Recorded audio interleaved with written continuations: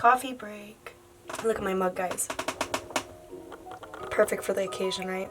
Hi everyone, welcome back to my channel. This is 20 something, and today we're going to be talking about my 6 best tips and tricks to be able to travel the world as a broke college student. So without further ado, let's get started. Tip number 1, utilizing your breaks. Utilizing your breaks is really important because that gives you a lot of downtime to travel. There's fall break, there's winter break, spring break, and summer break, and that just gives you plenty of time to be able to spend your time elsewhere other than home. Plane tickets tend to be a little bit cheaper towards spring break and fall break, but in the summer and winter it can be really expensive. But as long as you buy your plane tickets ahead of time and do it right and follow all the tips and tricks, you can actually find plane tickets for really cheap. I had fall break a couple of years ago, which gave me a Monday and a Tuesday off.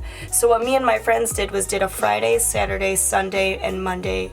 Friday, Saturday, Sunday, Monday, and Tuesday trip. And what we did is went to Trinidad and Tobago. We flew out of Toronto, Canada, drove up there from Detroit, and it took us about 4 hours, and bought the plane ticket for less than $200 because we bought it ahead of time and had the time of our lives. So for 5 days, if you're able to sit at home, why relax at home when you can be relaxing in the Caribbean? So utilize your breaks, guys. That's a really important one. Tip number 2, living at home. Now I know that that isn't applicable to everyone, and I know it also doesn't sound appealing to everyone, but something that I've done to be able to afford the trips that I've gone on is by living at home for as long as possible. There was no really any reason for me to move out because I go to a commuter campus, but it saves me a lot of money on food and bills and rent, and being able to put that money towards trips. If you're able to live at home, I say do it. I think it's a really good thing to do. I think people underestimate what you can get out of living at home until you're ready to move out. So living at home is a really good one. Tip number 3, hostels, Airbnbs, and couch surfing. If you haven't heard already, hostels, Airbnbs, and couch surfing are the best kinds of accommodation to save you tons of money. Number 1, hostels. Hostels are built for solo travelers, and they're meant to, what you do is you buy out a bed for a night in a shared dorm, such as it's like a 16-person dorm versus a 4-person dorm, or you can even get private dorms for a little bit more.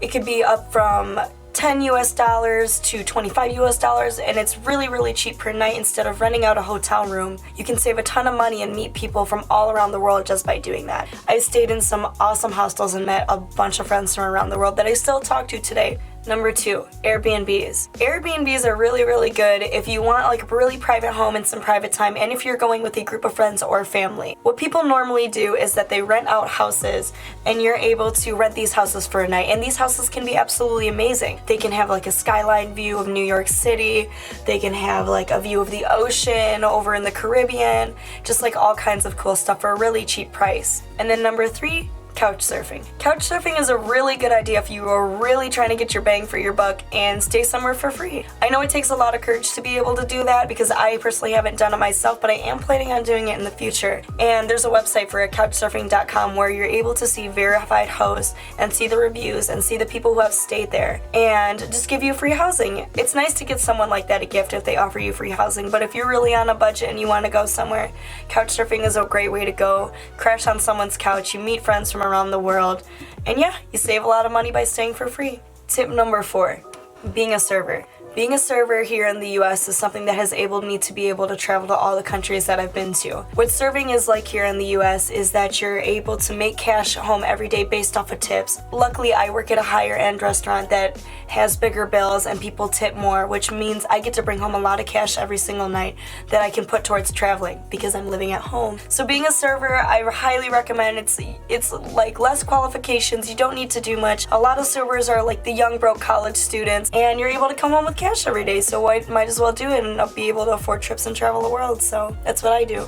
Tip number 5, booking everything in advance. This is something that you don't need to procrastinate. Now I know that you're young and you get super hesitant about traveling alone or traveling with friends or being scared that people are gonna bail on you, but you need to just do it. The longer that you wait, the more expensive things get. And being able to buy your plane tickets ahead of time or booking your hotels and your Airbnbs and your hostels ahead of time can save you tons of money. Booking your car rentals, booking your excursions, all kinds of stuff. If you're able to book those 6 months ahead of time, those will be like hundreds of dollars less versus booking it 2 weeks before your trip. So save yourself the time and be able to book those things in advance. Tip number 6, finding people to go with and splitting those costs with people. And you might be thinking it's really hard to find people to go on trips with, when it's actually not. A lot of people our age in their early 20s really want to travel, but they just don't know how. And what better way to do it is with going with friends. That makes it a lot cheaper on everyone else, and you can split housing costs, you can split car rental costs, you can split gas costs, you can split like all kinds of costs. For example, one thing that I did in the past was I went to Iceland and I took 10 people with me and 11 people total including myself. The housing there was $1,500 for 7 nights, and we split that amongst 11 people, which makes it about $130 per person for 7 nights of stay in the most expensive country in the world, or one of the most expensive countries in the world. So splitting costs with your friends, because you can do all kinds of stuff and save tons of money that way, is one big thing that I've been able to do. It's just not only being able to go with friends or making friends or having a really good time, but also makes it cheaper on everyone else.